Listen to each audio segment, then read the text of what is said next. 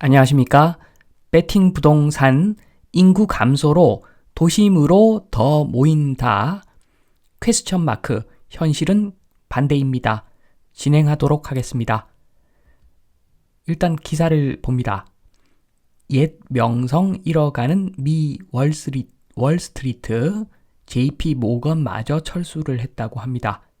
제일 밑에 보시면 물론 NYSE 같은 중요 기관이 아직 월스트리트를 지키고 있지만 전산화되면서 딜러와 브로커가 현장에서 분주하게 주문을 주고받던 모습은 이미 역사 속으로 사라진 지 오래다. 많은 걸 이야기해 주고 있습니다. 월스트리트에서 JP 모건마저 철수를 했다. 대한민국 사람들 상식으로는 이해가 안 될 수가 있죠. 지금 우리나라에서 사람들 뭐라고 이야기합니까? 똘똘한 한 채, 서울만 살아남고 다 죽는다. 이렇게 이야기하는 사람도 있습니다. 그 이야기 속에는 인구가 줄어들면서 서울이 더 똘똘해지고 더 비싸진다. 이런 의미를 내포하면서 말하는 사람들도 있죠. 과연 말이 되는 소린가?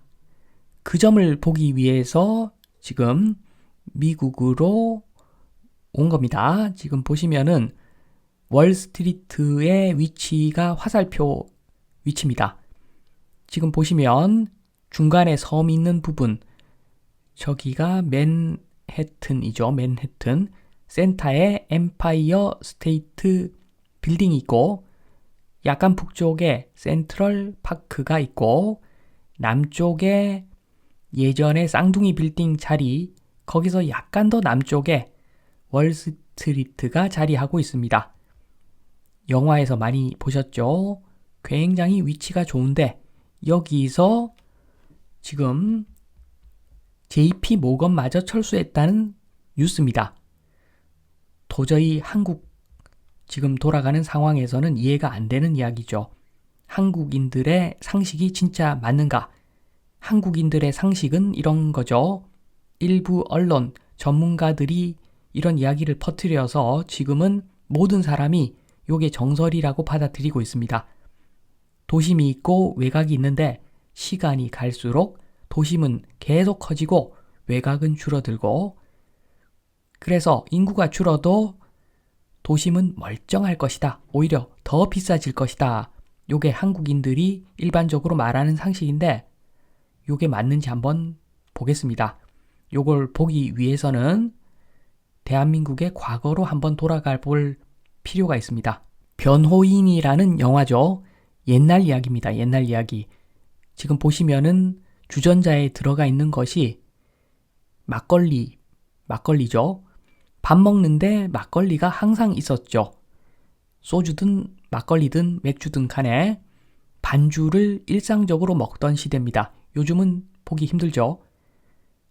물론 뭐 이런 분들도 계시겠지만 지금 사진 속에 있는 사람들은 젊은 사람들인데, 한창 일하는 젊은 사람들인데 이런 사람들도 반주 먹던 시절입니다. 술이 생활이었죠. 술이 생활이었고 회사에서 일을 잘한다 라고 하던 사람들은 술을 잘 먹는 사람들이었습니다. 왜 그런가? 연배 되신 분들 이야기 한번 들어보십시오. 이런 무용담 아마 들어보셨는지 모르겠습니다. 예전에 군대 간부하고 군 장교하고 술을 밤에 진하게 한 잔 먹었더니 장교가 노동력을 제공해 주더라. 우리 애들 200명 보냅니다. 그냥 삽질 마음대로 시키세요. 이렇게 해서 원가 절감했다는 이야기 저는 들어봤습니다. 사실로 보여집니다. 예전에 경찰보다 군인이 더 힘이 세던 그런 시절이 있었죠. 군인이 못할 일이 없었습니다. 이 시절에. 그런데 그 군인 잡는 것이 술이었죠. 술만 한번 잘 먹어주면 노동력이 공짜로 생기기도 했습니다.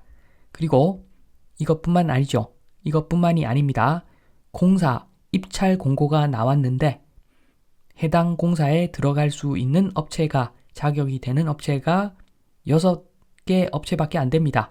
그런데 이 사람들 술자리 한번 합니다. 전부 다 선후배, 동생, 형 그런 사이죠. 서로 아는 사이고 술 한번 또 진하게 사면서 담합을 합니다. 이번에는 우리가 먹을게. 그래서 오케이 합니다. 술 한번 잘 먹어가지고 일반 사람들이 한 달간 일할 거 또는 1년간 일할 거를 술 한 번 먹어서 하루 만에 이루어냅니다. 그러니까 이 시절에 술 잘 먹는 것이 일 잘하는 거 맞죠? 그런 시절이었습니다. 이런 시절이 지금 또 그렇다 라고 하면은 지금 우리나라 사람들 상식 맞을 겁니다. 인구가 줄어들면 도심으로 모여야죠. 전문가들끼리 서로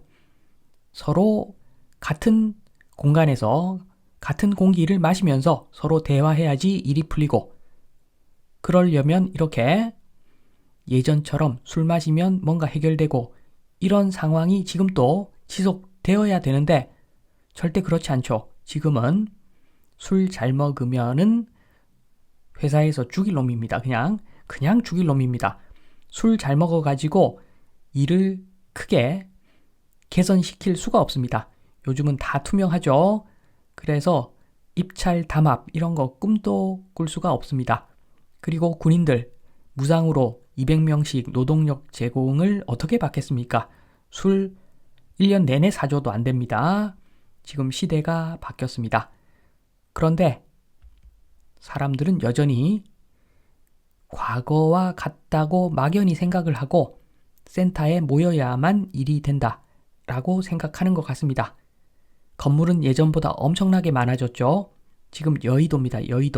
여의도도 건물 많아졌는데 그 많은 건물들이 정말 필요한가? 지금 월스트리트도 망가지는 마당에 여의도가 웬 말입니까? 여의도에 유튜브 하는 사람들 많습니다. 게스트도 여의도 사람들이 많습니다. 그런데 그게 좋은 점인가? 나중에는 다 온라인으로 그냥 메타버스로 해결이 될 일입니다. 메타버스로 해결이 되는데 그것 때문에 옹기종기 모여 있어야 되는가? 굉장히 의문이 남습니다. 한국인들의 상식이 진짜 맞는가? 뇌피셜이죠.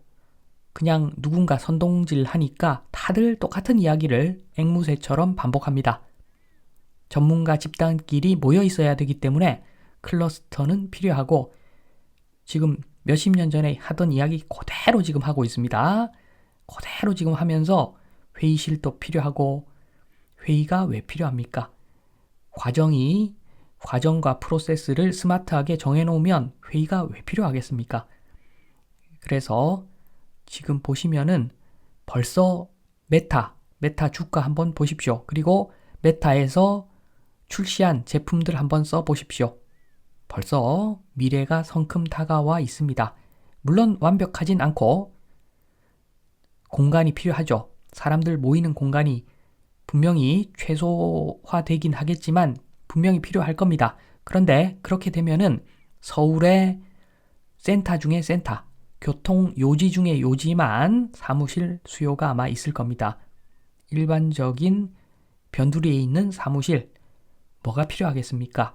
세상이 많이 변했고 이미 앞으로는 더 많이 변할 것 같은데 도심 집중화가 심화가 되겠습니까? 이미 미국은 다르죠. 한국인들의 상식이 진짜 맞는가? 물은 위에서 아래로 흐릅니다. 나름 우리보다 훨씬 더 선진적인 나라 보면은 지금 뉴욕이 쪼그라들고 있다고 합니다. 대부분 재택근무가 많아서 외곽의 큰 주택으로 다들 이사가는 분위기라고 합니다. 한국하고 완전 다르죠. 서울은 아직도 똘똘한 한 채 프레임 때문에 업자들이 선호하는 팔기 좋죠. 토건족들이 팔아먹기 좋은 아파트가 등장할 수밖에 없고 여전히 서울에. 왜냐하면은 서울에 다 모이니까 그 많은 인구가 살려면 여전히 향후에도 아파트 필요하다. 그러면 업자들이 제일 좋겠죠. 단독주택은 돈이 안 되고 수많은 세대를 한 방에 지어버리는 아파트가 돈이 되니까 서울 집중화가 되면은 업자들은 유리합니다. 그래서 업자들 논리로 지금 대한민국 사람들 상식이 이상하게 자리 잡혀 있는데 그냥 눈을 좀 돌려서 잠시만 보고 잠시만 생각해 보면 답은 나와 있습니다. 월스트리트도 필요가 없습니다. 메타버스 세상이 이미 성큼 왔는데 뭐가 집중합니까? 물론 변두리보다는 중앙, 센터, 도심, 서울 부동산이 비싼 게 정상이죠. 그러나 지금은 과도하죠. 좋은 것도 정도가 있습니다. 가성비라는 게 있죠. 그런 측면에서 봤을 때 지금 서울 너무너무 거품이죠, 사실.